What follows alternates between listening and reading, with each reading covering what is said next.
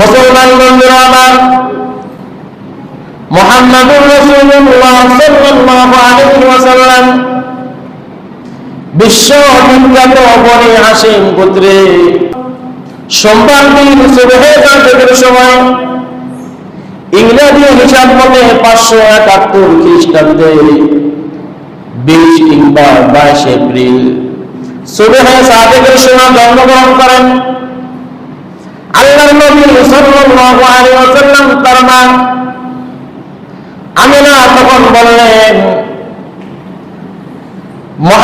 শিশু মুহাম্মদ যখন আমার গর্ভ থেকে জন্মগ্রহণ করেন তখন আমি দেখছিলাম আমার পেট থেকে এমন একটা আলো বের হয়েছিল, এমন একটি জ্যোতির্ময় আলো বের হয়েছিল, যেটা বের হওয়ার কারণে শাম দেশের বড় বড় অট্টালিকাগুলো সম্পূর্ণ অট্টালিকাগুলো আলোকিত হয়ে গিয়েছিল। বলেন সুবহানাল্লাহ।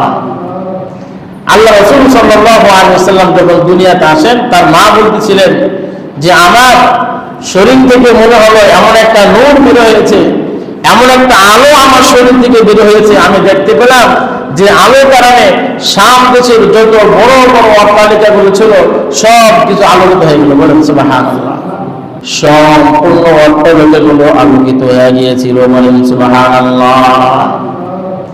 আল্লাহ রাসূল সাল্লাল্লাহু আলাইহি ওয়াসাল্লাম যখন দুনিয়াতে আসেন, তার মা বলতেছিলেন যে আমার শরীর থেকে মনে হলো এমন একটা নূর বের হয়েছে, এমন একটা আলো আমার শরীর থেকে বের হয়েছে। আমি দেখতে পেলাম যে আলোর কারণে শাম দেশের যত বড় বড় অট্টালিকাগুলো ছিল সব কিছু আলোকিত হয়ে গেল। বলেন সুবহানাল্লাহ। দুনিয়াতে আসার পর এমন কিছু অলৌকিক ঘটনা ঘটল যেগুলা ছিল আল্লাহ রাসূল সাল্লাল্লাহু আলাইহি ওয়াসাল্লামের নবুয়তি পাওয়ার পূর্বাভাস।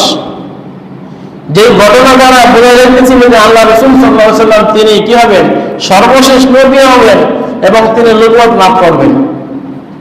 আল্লাহ রাসূল সাল্লাল্লাহু আলাইহি ওয়াসাল্লাম যখন দুনিয়াতে আসলেন, আসার সঙ্গে সঙ্গে কিসরা, তখনকার জামানার সবচেয়ে ক্ষমতাধর বাদশা ছিলেন কিসরা। সেই কিসরা প্রসাদের 14টা সৌধ চূড়া ভেঙে চুরমার হয়ে যায়। 14টি সৌধ চূড়া ভেঙে চুরমার হয়ে যায়। তৎকালীন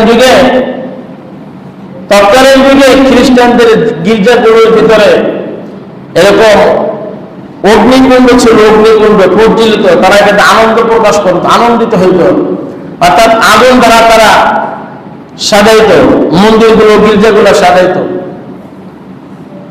এরকম অগ্নিকুণ্ড প্রজ্বলিত অগ্নিকুণ্ডগুলো গির্জা থেকে আস্তে আস্তে নির্বাপিত হওয়া শুরু করলো। এক এক করে সবগুলো অগ্নিকুণ্ড নিভা শুরু করলো। দেখেন না, আমাদের দেশে অনেক সময় যারা হিন্দু সম্প্রদায় এরা মন্দিরে কি লাগায় বলেন তো? আগরবাতি জ্বালায়, মোমবাতি জ্বালায়। দেখছেন কি দেখছেন না? না দেখেন নেই? দেখছেন? মন্দিরে কি লাগায় বলেন তো? মোমবাতি জ্বালায় না? আগরবাতি জ্বালায়, মোমবাতি জ্বালায়। বলেন তো আর কোথায় জ্বালায়? আমাদের এই বাংলাদেশে আর কোথাও কেমন জ্বালায়? যারা মন্দিরে আগরবাতি জ্বালায়, মোমবাতি জ্বালায়, আর কোথায় জ্বালায়? আরো একটা জায়গা এমন আছে যেখানে মুসলমান আগুন জ্বালায়, মোমবাতি জ্বালায়। কারেন্ট আছে, হ্যাঁ, এসি আছে, সৌর বিদ্যুৎ রয়েছে, আইপিএস আছে, তারপরে মোমবাতি জ্বালায়। দেখবেন আমার দেশে যতগুলা মাজার আছে সবগুলা মাজারের ভিতরে মোমবাতি জ্বালায়, আগরবাতি জ্বালায়। তো কারেন্ট আছে, আলো আছে, তো মোমবাতি জ্বালাচ্ছ কেন? কেন মোমবাতি জ্বালাইলা? তাহলে আজকে আমি বুঝলাম যে আসলে ওই যে গির্জা থেকে আসছে আগুনটা। হিন্দুরাও মোমবাতি জ্বালায়, মাজারও মোমবাতি জ্বালায়। তা মন্দিরের সাথে মাজার একটা বিয়ের সম্পর্ক আছে না নাই? কথা হয় না, সম্পর্ক আছে না নাই? আলো থাকলে মোমবাতি কেন জ্বালাবা? তুমি মোমবাতি কেন জ্বালাবে? মোমবাতিতে প্রয়োজন নাই। আমি উত্তরাতে এক প্রভাবশালী এক ব্যক্তির নেতার বাসায় একটা প্রোগ্রামে গিয়েছিলাম, যে কোনো একটা প্রোগ্রামে গিয়েছিলাম। সেখানে গিয়ে দেখি তার বাসায় বিশাল একটা ছবি, তার বাবার ছবি। বাবা মানে সে যার মুরিদ, সে তার বাবা সেখানে গিয়ে সিজদা করে তার একটা বড় অঙ্কের ছবি তার বাসায় ঝুলানো রয়েছে, টাঙানো রয়েছে।